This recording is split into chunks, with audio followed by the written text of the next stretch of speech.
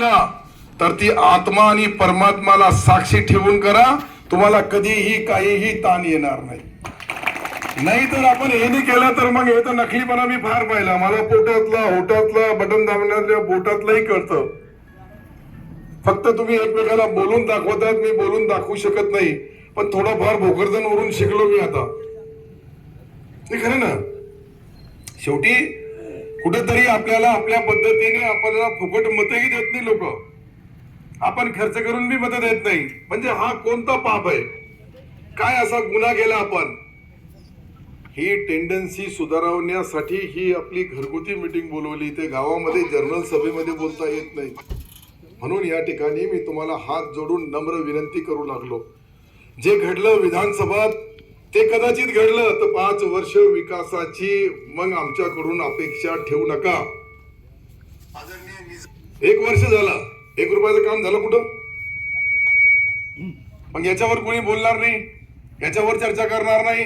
प्रत्येक माणूस येतो, आम्हाला हे पाहिजे, आम्हाला ते पाहिजे. अरे आम्हाला बी मतं पाहिजे ना. पण ते का देत नाही? फुकटचा मत बी देत नाही.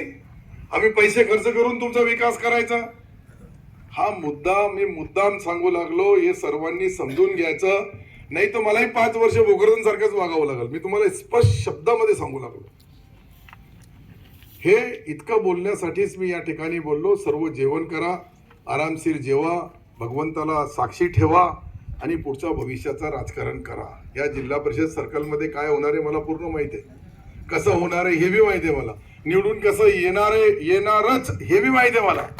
पण कोण कोण लोक धोका देतात यांची परीक्षा आहे आता.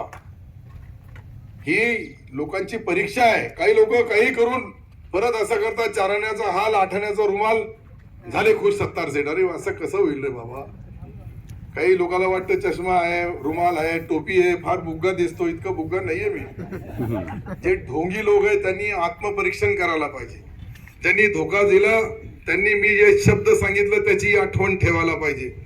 नाही तर डायरेक्ट बोलायला पाहिजे, आम्ही तुमच्या सोबत राहत नाही, आम्ही तुम्हाला मतदान देत नाही, आम्ही तुम्हाला मागणार नाही, बोलवणार नाही, तुमचाही वेळ जाणार नाही, माझाही वेळ जाणार नाही. परंतु ही जी पद्धत आहे, हे जे चाललं, हे काही राजकारणासाठी विकासाच्या माध्यमातून चांगलं नाही. आपल्या कार्यकर्त्यांनीच मतं दिले तर किती मला माहित आहे. इथे आता हे 500 लोक आहे. 500 लोकांनी 10-10 मतं आणले तर किती होतात? 5,000 झालं काम. कुठे मागायची गरज आहे का?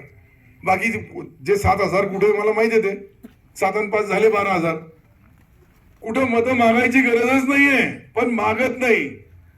एक येतो तो शपथ खातो, बाकी 9 लोकांना म्हणतो चलन देऊ.